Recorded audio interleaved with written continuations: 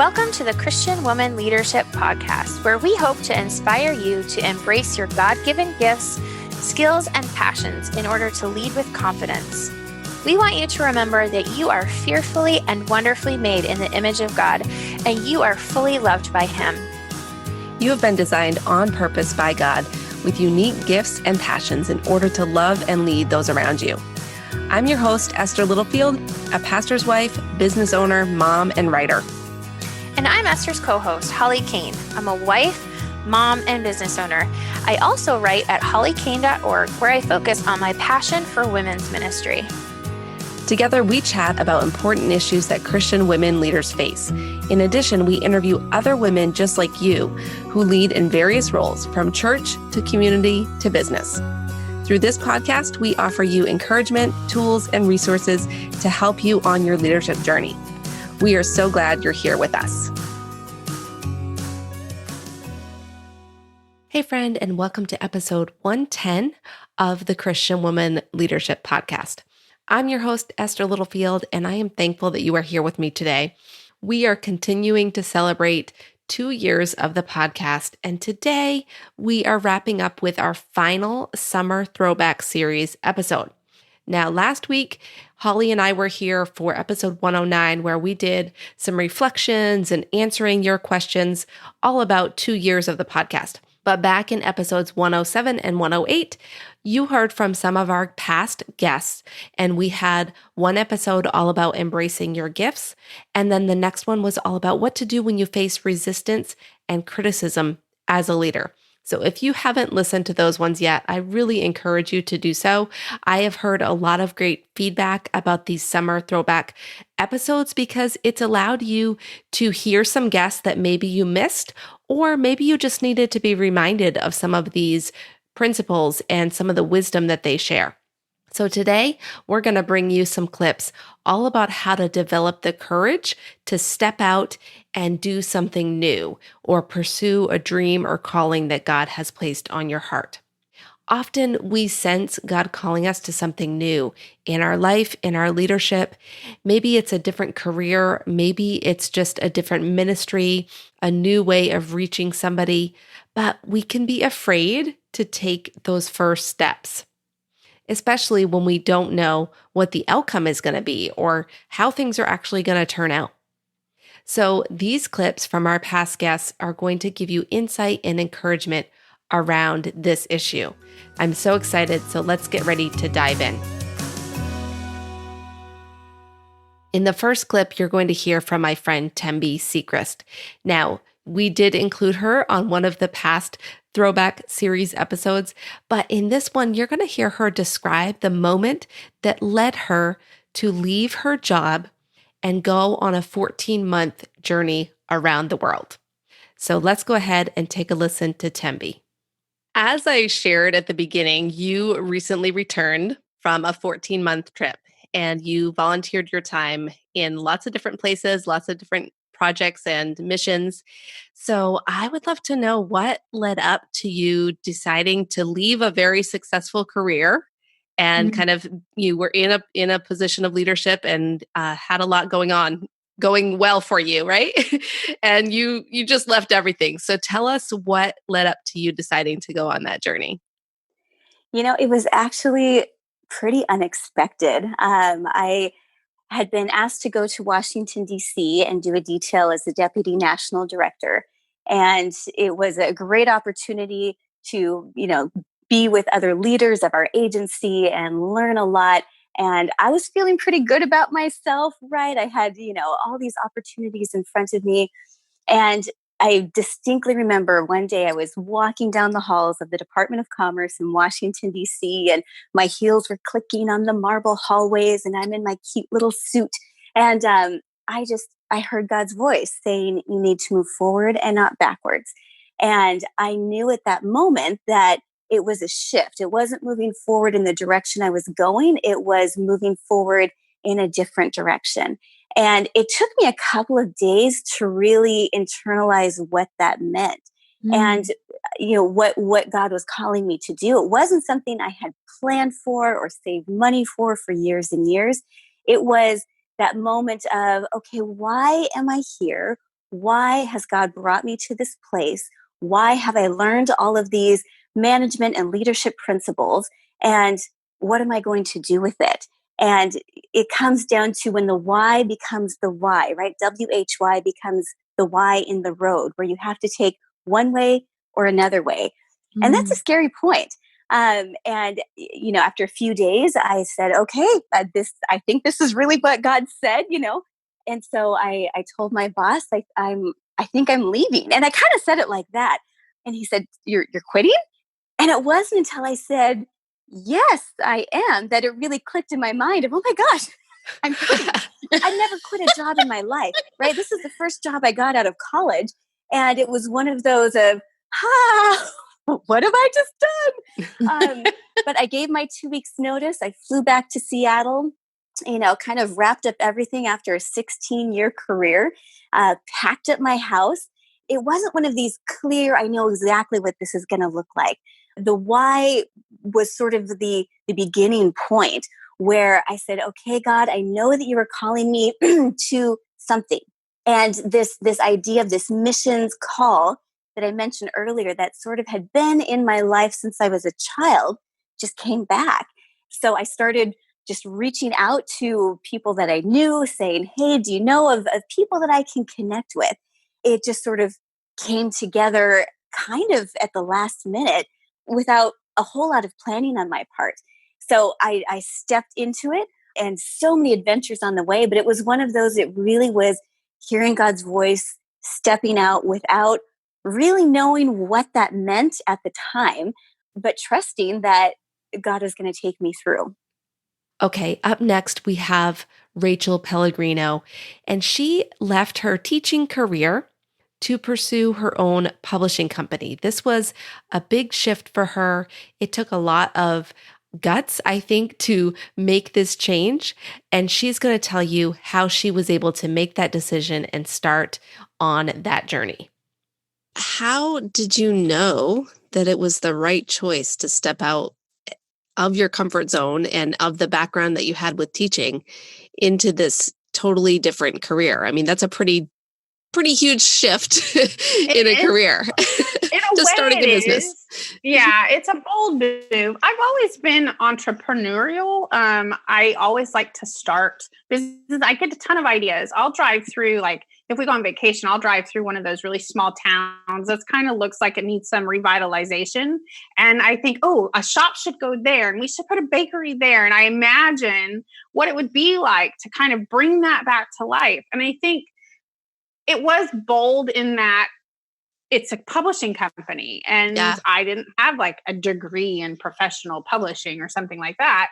But I had been an English teacher for 15 years and a journalism teacher for 15 years. And I also, part of my job was to do photography. So all of the pieces, layout and design and writing and the visual aesthetic and all of those things I had experience in for really 15 to 20 years putting it together. So even though the language was different, the same ideas applied. So in that regard, I felt pretty confident in I can handle this.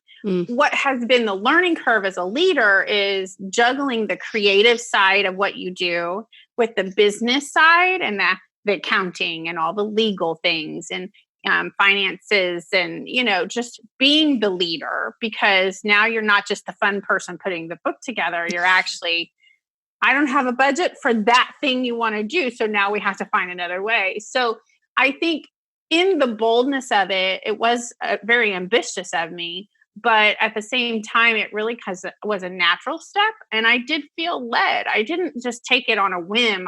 I really kind of went to my family and said, I have this really cool idea. What do you think? And then everybody said, let's sit with this a while.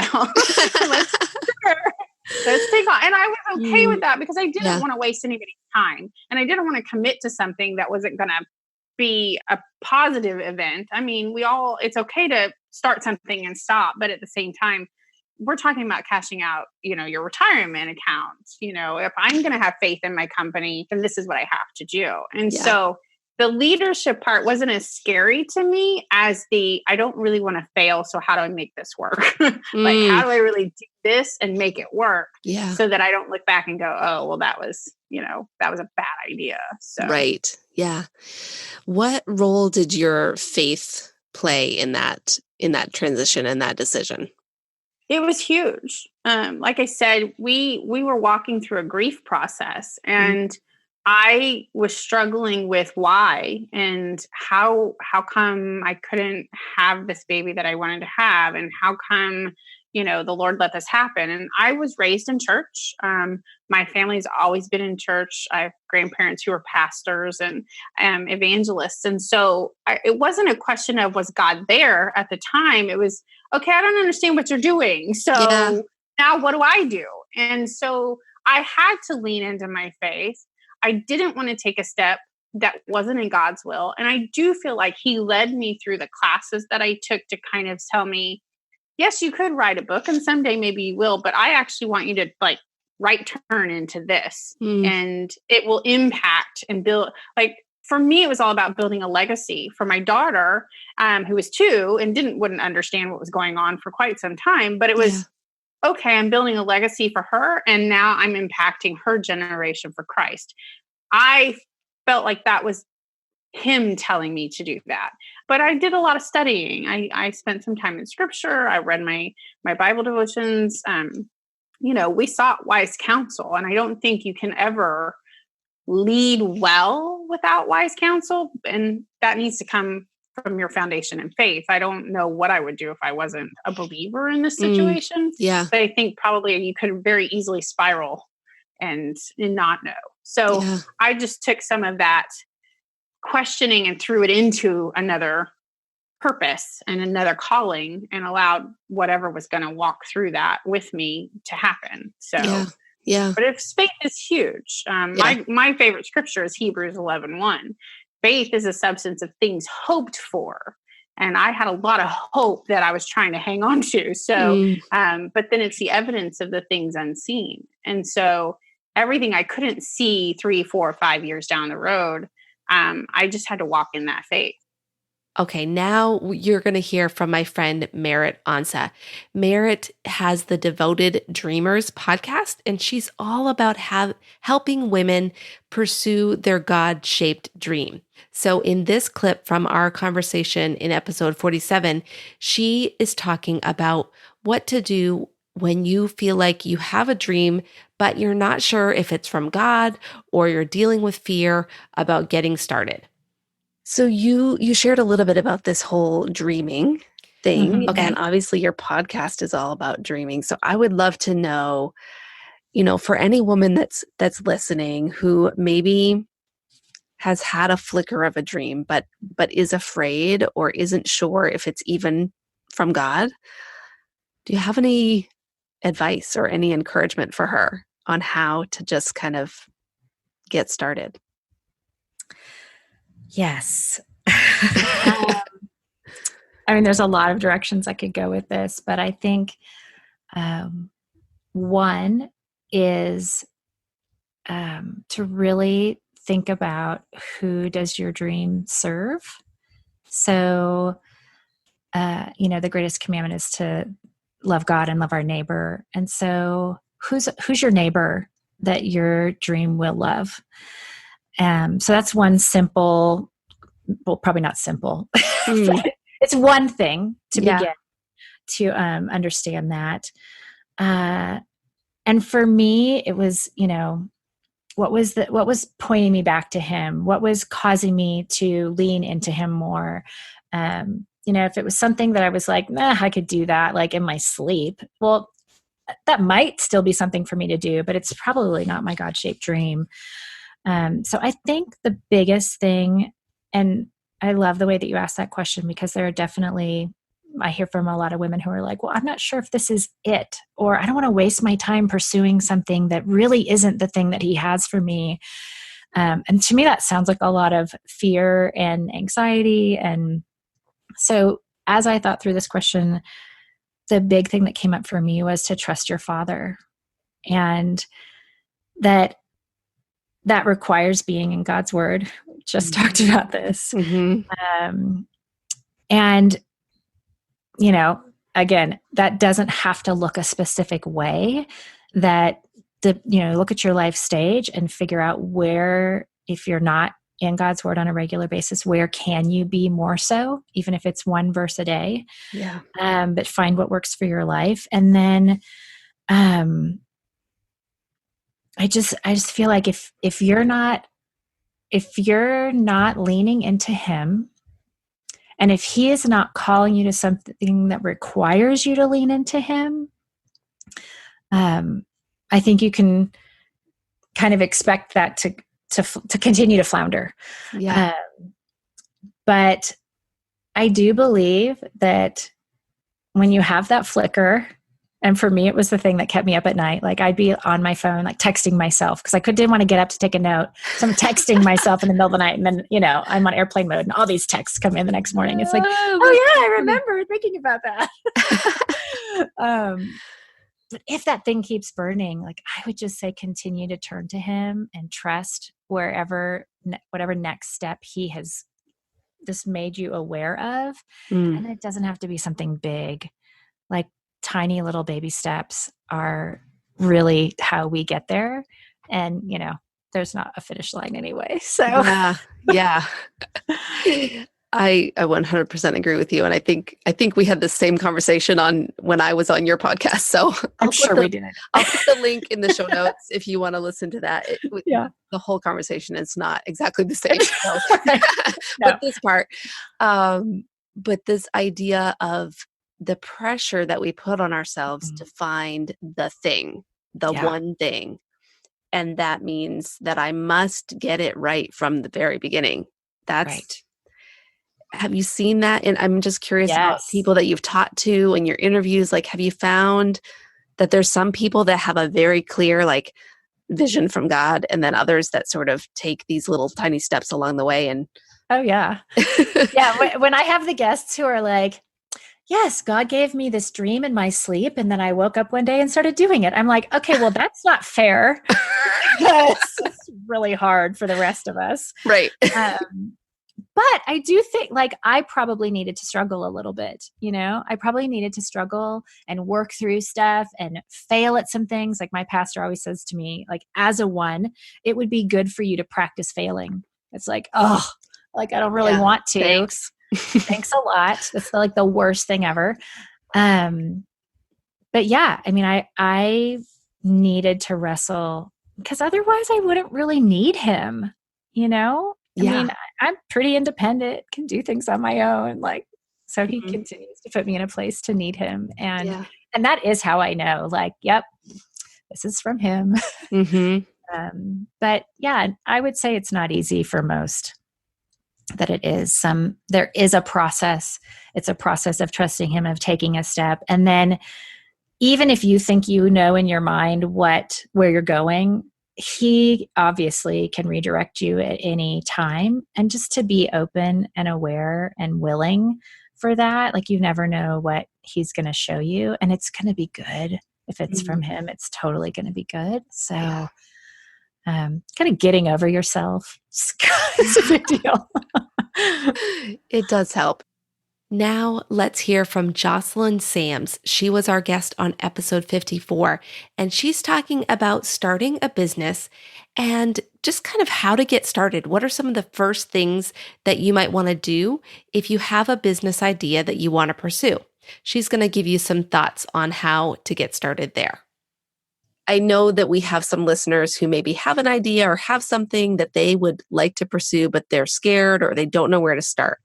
Do you have any tips for someone who is just in that very beginning phases of, okay, I want to put something out there, but I don't know what to do?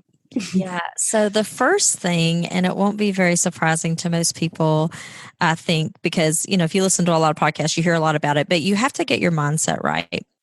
And that's something that's hard for a lot of people because of a lot of different reasons. It's from societal reasons. Society tells us that we have to do things a certain way. or it might be something that we learned as children. You're supposed to grow up, you go to college, you get a job, and that's it. Yep. You retire and you ride off into the sunset. So that's what society tells us. And, you have to convince yourself, okay, I can do this. This is possible. And I actually want to do it, because a lot of people kind of want to do something, but if you're not all in on it, it's not going to happen. Mm-hmm. So the first thing I would say is just work on that mindset piece, like decide to do it and like actually decide to do it. And just start taking action. Like it can even be something so small. I always say on our podcast that baby steps get you closer to your goal than standing still. So just start taking some baby steps, like even if it's just, investigating what you might do. If it is looking to see if anyone else out there offers something similar and is selling it, even if it's just little bitty things like that, that will just get your mind going. It will get you started, and, you can start moving toward what you eventually want.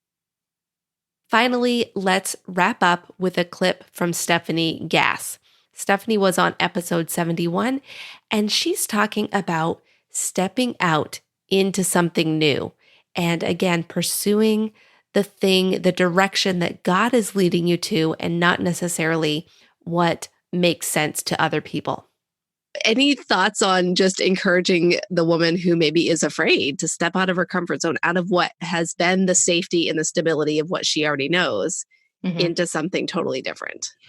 I think you have to remember that if you have that tug on your heart or that feeling that you need to do a thing, but you're not sure how, to remember that God already has the plan. He already has the solutions. He already has the clients. He already has the customers. He already has everything for you to go and do the thing that he wants you to do, right? That's the promise. And you being afraid is almost like you saying that you don't trust his promise. And if you put it into that perspective, how can you not take action? Like, it's your responsibility to go, you know what? I do trust. I fully trust that this is going to work out. Like, for example, I was sitting there, we had no money left, right? Like, I'm talking a couple $100 in all the accounts. And I had this lease through the network marketing company, and the car was $760 a month. I'm like, how am I going to, and to get out of the lease would have been $5,000 and just all the things. And I get a phone call and I'm like, okay, I don't know how money's coming, but God has called me to talk about, this thing. And so I'm just trusting God. And in the back of my mind, I'm panicking. Should I start an Amazon merch t-shirt store to make money? Should I go back to corporate? Like, your mind goes, I don't really trust God, right? It's me. I'm the one responsible for the provision of my life. But what happened was my mom gave me a call and was like, hey, we came into this van. It was like super cheap. Do you want to use it for a year while you get out of that lease? And I had a free vehicle to use. I then get a phone call 2 weeks later. Hey, Steph, do you do any social media consulting? This is random, but like, would you mind doing this for us? And all of the financial provision was there for me to further his work. I didn't even have to worry about the money side of things, but I never knew the how. I never knew that was coming. But now I know if I just trust, he has everything taken care of for me. Now I can act without fear. And it doesn't mean that it's not uncomfortable to try something new. Of course it's uncomfortable, but that's the flesh. That's the devil wanting you to hide from the call. That is opposition, and that is your own mind telling you to stay safe when God is calling you to be afraid. He wants you to go and be courageous because it's proof that you trust him. So maybe that perspective will help you guys today. I hope so. All right, friend, thank you so much for being here with me for this final Summer Throwback Series episode. I would encourage you, if you heard these guests on this episode and maybe you didn't listen to their full conversation, check the show notes for this episode and you'll be able to click the link and go right back to their episode on my website. Or you can just scroll back into your podcast app and find the episode. We will list the episode numbers within the show notes, so you'll be able to easily find them. I really hope that this was helpful to you as you think about whether God is calling you to step out into something new. Now, I want to mention one more episode that I did not include in this one, but I want to point you to episode 93. It's actually a solo episode that I did, and it would be great if you are experiencing hesitation or doubts around pursuing a dream or calling that God has given you. In that episode, I talk about 5 obstacles to pursuing your purpose, and I give you some encouragement around getting started. So I just wanted to mention that one. Go ahead and take a listen to that if you are in that place. And I can't wait to be back with you next week. We will be resuming our normal schedule with some interviews as well as some conversations with Holly and I. So come on back, make sure you're subscribed so you don't miss the coming episodes. Thanks for joining us on the Christian Women Leadership Podcast. If you enjoyed this conversation, come and join us in our private Facebook community. We would love to get to know you better so that we can make sure the podcast is providing what you need. Plus, you can share your questions and ideas, and you'll be surrounded by incredible Christian women leaders. To join the group, visit estherlittlefield.com/group. Now, don't forget, your leadership matters, and it's time for you to embrace your gifts and lead with confidence.